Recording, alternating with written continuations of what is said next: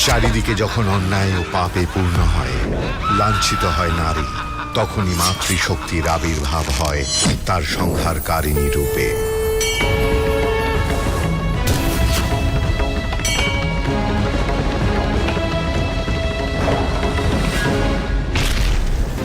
অসুরদের এই পরাজয়ে এবার যুদ্ধক্ষেত্রে হাজির হয় অসুররাজ। ক্ষিপ্ত অসুররাজ তার মায়া বিস্তার করে হস্তির ওপর।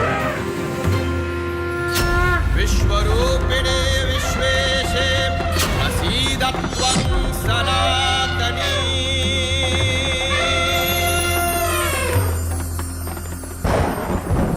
মত্তহস্তি শান্ত হয় মায়ের আশীর্বাদে।